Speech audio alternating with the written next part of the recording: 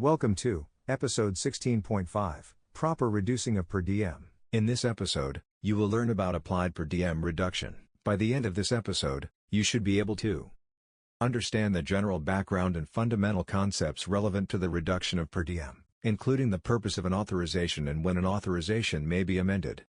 State the sources of authority for reducing per diem. Understand the applicability of the legislative rules to the U.S. Public Health Service. Recall the general rules for reducing per diem. Recall unique rules for reducing per diem lodging versus per diem M&IE. State the general standard for factoring per diem reductions. Recall how to properly factor per diem reductions. State the tools available in the ETS for the proper reduction of per diem. The following symbols draw your attention to a particular point or topic. The red circle and exclamation point denotes a very important point. The yellow caution triangle denotes a safety note warning that failure to heed the point will likely cause significant issues. The blue exclamation point and banner denotes a best practice. And the blue binoculars denote a case study used to further explain or provide an example. Recall from Module 1 that at one time, per diem was reimbursed only based on what was actually incurred. For example, if a meal were not eaten, then it was not reimbursed. Later, Congress authorized per diem to be based on locality and rates to be set based on data.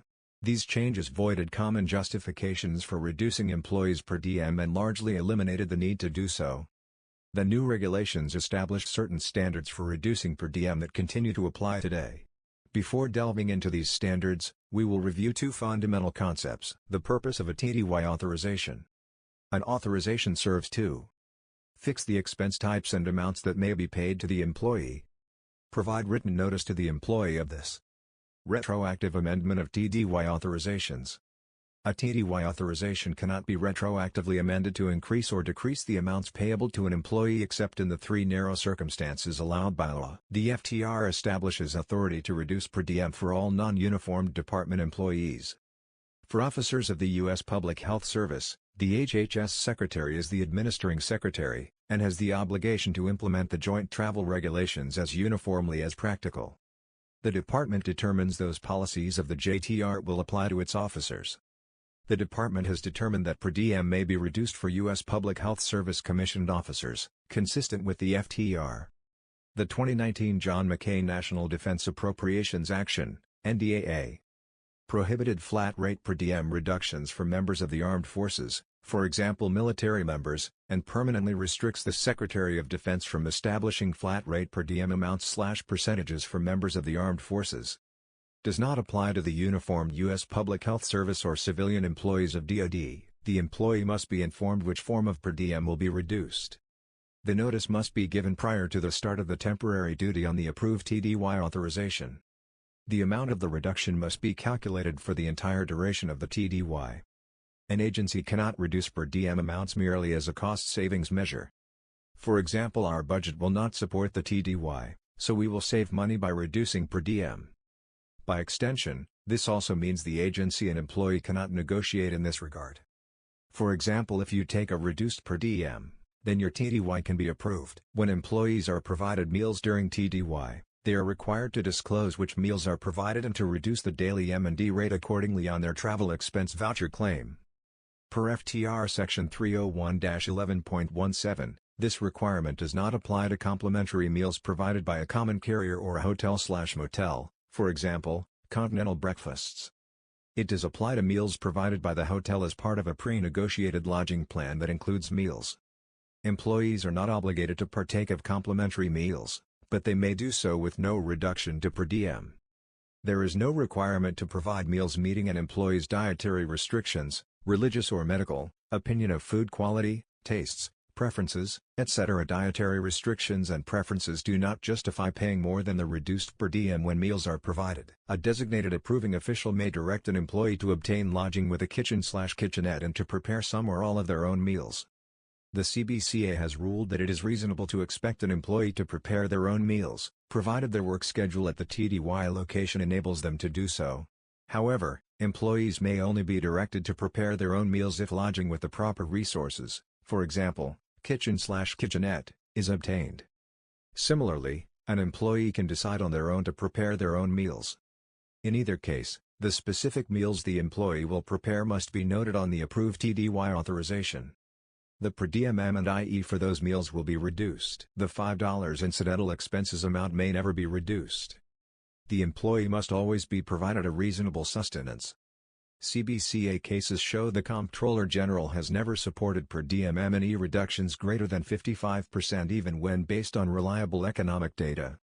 Should an employee's work schedule at the TDY location not allow them to prepare the meals specified, then each meal the employee was unable to prepare because of the work schedule must be justified by the employee stating the reason on the travel expense voucher claim, and once justified, the employee shall be reimbursed the lodgings plus per diem M&IE amount for that specific meal. Lodging is always reduced according to known expenses, such as a contract, an agreement or pre-negotiated rate, or long-term lodging on a weekly or monthly basis.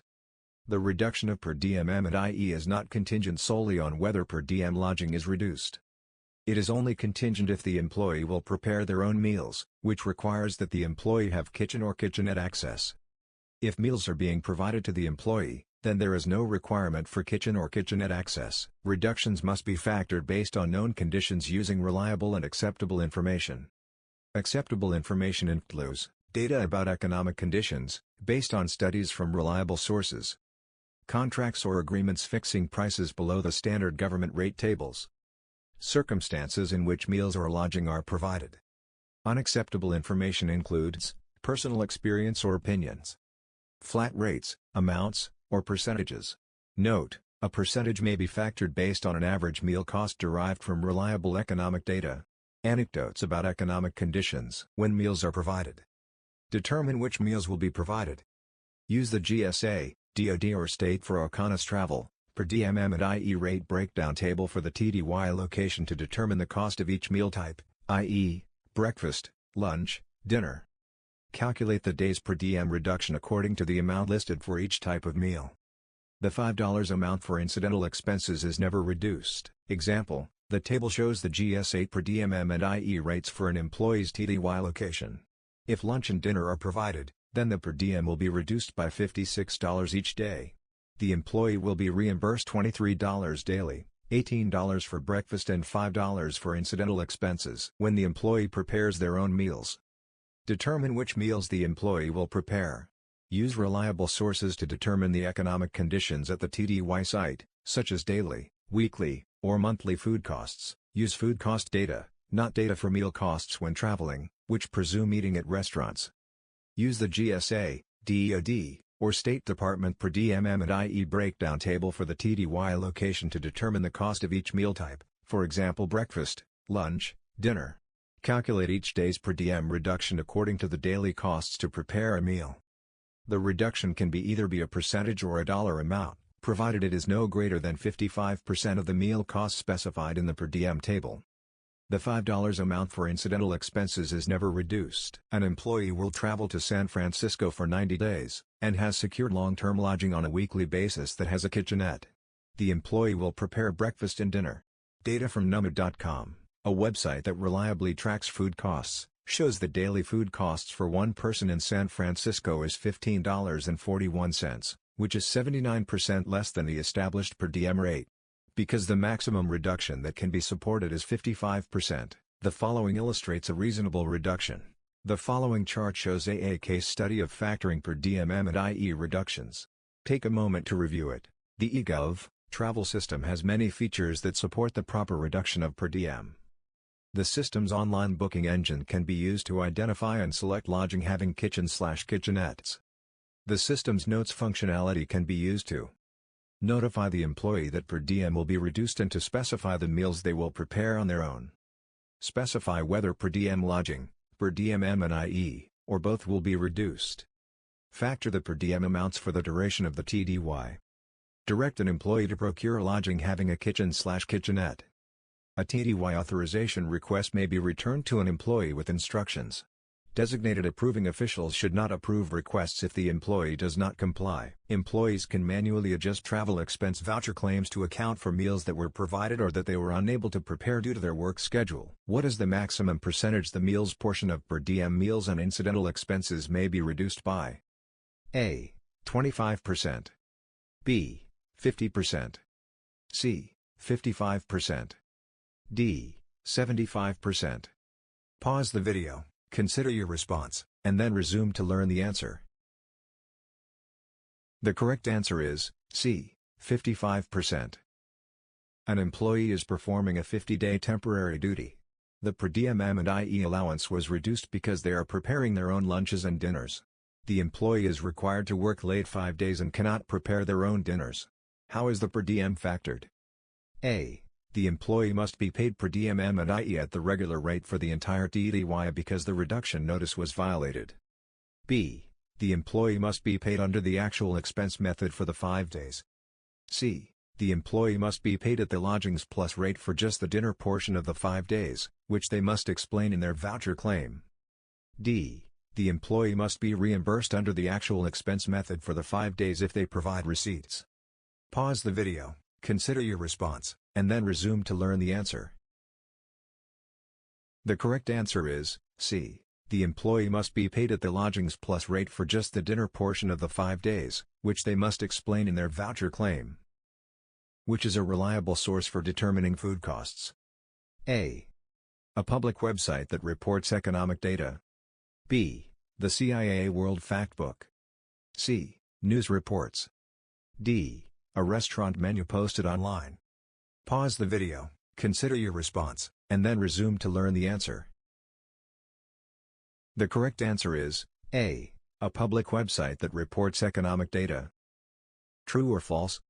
When factoring a per diem reduction, the $5 incidental expenses portion is excluded from the calculations. Pause the video, consider your response, and then resume to learn the answer. The correct answer is true. What tool is available in the eGov travel system to notify an employee that per diem will be reduced and to state the total amount of the reduction and the amount that will be paid? A. The online booking engine. B. A TDY authorization request. C. A travel expense voucher claim. D. The notes functionality. Pause the video, consider your response, and then resume to learn the answer. The correct answer is D. The notes functionality. True or false? A designated approving official may direct an employee to obtain lodging with a kitchen or kitchenette and, if the lodging is available and procured as directed, reduce the employee's per diem. Pause the video, consider your response, and then resume to learn the answer. The correct answer is true. What is the purpose of a TDY authorization? A. To set per diem rates for employees on temporary duty. B. To fix the expense types and amounts payable and to make written notification to the employee of this. C. To inform an employee that per diem will be reduced, to designate which expenses will be reduced, and to calculate the reduced per diem for the duration of the trip. D. To estimate trip expense amounts and to notify the employee of the types of expenses that can be incurred. Pause the video, consider your response, and then resume to learn the answer. The correct answer is B. To fix the expense types and amounts payable and to make written notification to the employee of this. True or false? A designated approving official may direct an employee to obtain lodging with a kitchen or kitchenette and to prepare their own meals even if the employee says they don't know how to cook. Pause the video, consider your response, and then resume to learn the answer. The correct answer is true. An employee's temporary duty is in progress. The approved TDY authorization for the trip included the standard lodgings plus per diem rates.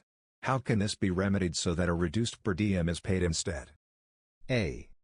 Stamp the TDY authorization returned, enter a justification, calculate the reduced amount, and then reapprove the authorization. B. Pay the employee the full amount when they file a travel expense voucher claim, recalculate the amount, and initiate a salary offset. C. Stop the temporary duty at the employee's current location, have them file a final travel expense voucher claim, and then start the temporary duty again using a new TDY authorization with the reduced per diem fully factored for the entire length of the trip. D. It cannot be remedied. An approved TDY authorization cannot be retroactively amended after the start of temporary duty to increase or decrease the amounts payable except in the 3 narrow circumstances prescribed through law. Pause the video, consider your response, and then resume to learn the answer. The correct answer is D. It cannot be remedied.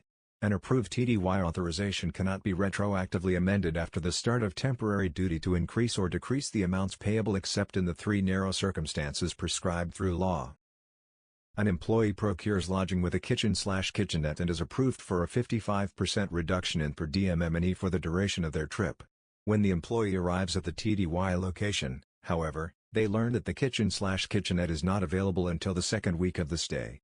What per diem M&E allowance is the employee entitled to receive? A. Actual expenses.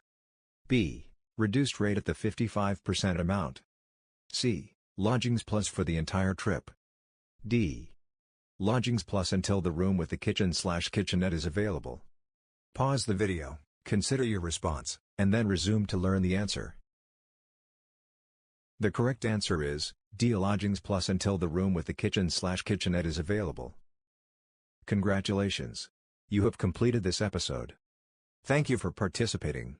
The next episode in this series is Episode 16.6, Proper Reducing of Per Diem.